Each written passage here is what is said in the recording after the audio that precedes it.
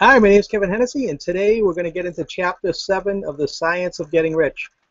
And again, as always, you can get the book on the blog, which is the link below, and you can just listen to me through each chapter. And this chapter is gratitude.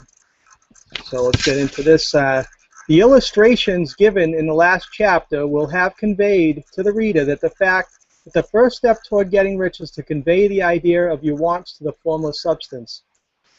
This is true, and you will see that in order to do so, it becomes necessary to relate yourself to the formless intelligence in a harmonious way.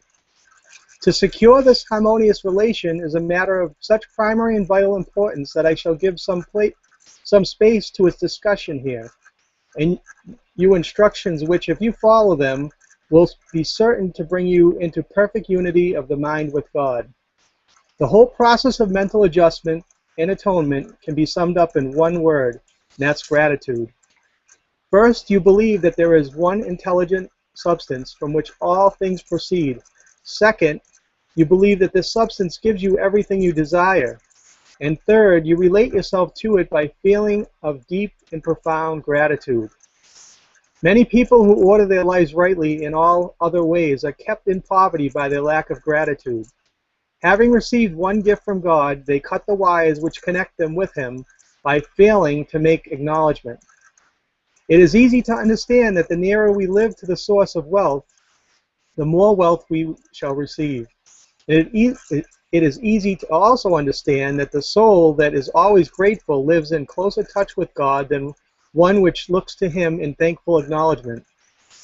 The more gratefully we fix our minds on the Supreme, when good things come to us, the more good things we will receive, and the more rapidly they will come.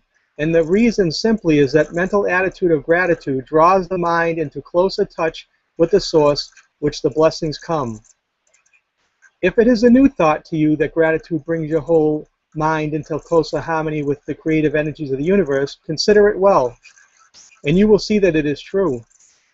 The good things that you already have and have coming to you along the line of obedience to certain laws, gratitude will lead your mind out along the ways by which things come, and it will keep you in close harmony with creative thought and prevent you from falling into competitive thought. Gratitude alone can keep you looking toward the all and prevent you from falling into error of thinking of the supply as limited, and to do that would be fatal to your hopes. There is a law of gratitude, and it is absolutely necessary that you should observe the law if you are to get the results that you seek. The law of gratitude is the natural principle that action and reaction are always equal and in opposite directions. The grateful outreaching of your mind in thankful praise to the Supreme is a liberation or expenditure of force. It cannot fail to reach that to which it is addressed, and the reaction is an instantaneous movement toward you. Draw nigh unto God, and He will draw nigh unto you. That is a statement of psychological truth. And if your gratitude is strong and constant, the reaction in the form of substance will be strong and continuous. The movement of things you want will always be towards you. Notice the grateful attitude that Jesus took, how He always seemed to be saying, I thank Thee, Father, that Thou hearest me. You cannot exercise much power without gratitude, for it is gratitude that keeps you connected with the power. But the value of gratitude does not consist solely in getting you more blessings in the future. Without gratitude, you cannot long keep from dissatisfied thought regarding things as they are. The moment you permit your mind to dwell with dissatisfaction upon things as they are, you begin to lose ground. You fix attention upon the common, the ordinary, the poor, and the squalid and mean. Your mind takes the form of these things. Then you will transmit those forms or mental images to the formless, and the common, the poor, the squalid, and the mean will come to you. To permit your mind to dwell upon the inferior is to become inferior and to surround yourself with inferior things. On the other hand, to fix your attention on the best is to surround yourself with the best and to become the best. The creative power within us makes us into the image of that which we give our attention. We are thinking substance, and thinking substance always takes the form of what it thinks about. The grateful mind is constantly fixed upon the best. Therefore, it tends to become the best, and it takes the form and character of the best and will receive the best. Also, faith is born of gratitude. The grateful mind continually expects good things, and expectation becomes faith. The reaction of gratitude upon one's own mind produces faith, and every outgoing wave of grateful thanksgiving increases faith. He who has no feeling of gratitude cannot long retain a living faith. And without a living faith, you cannot get rich by the creative method, as we shall see in the following chapters. It is necessary, then, to cultivate the habit of being grateful for every good thing that comes to you, and to give thanks continuously.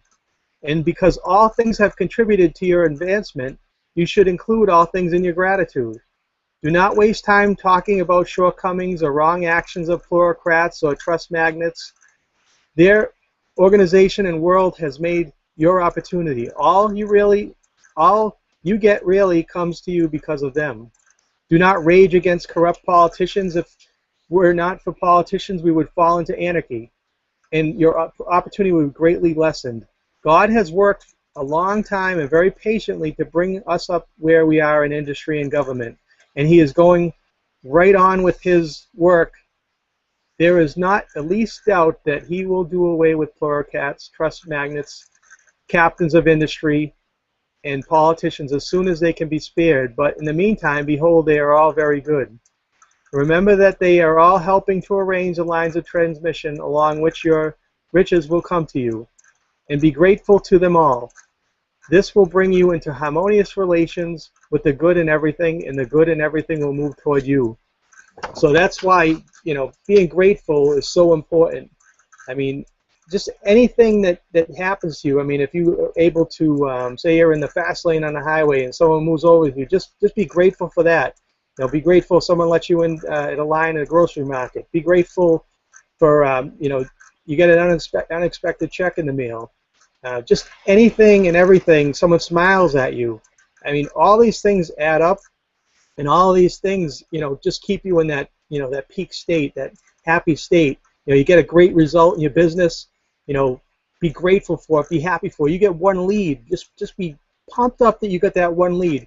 Every single thing, you made 15 bucks, whatever it might be. Just be grateful for it. And anything that you see that you really like, bless it. You see a beautiful house.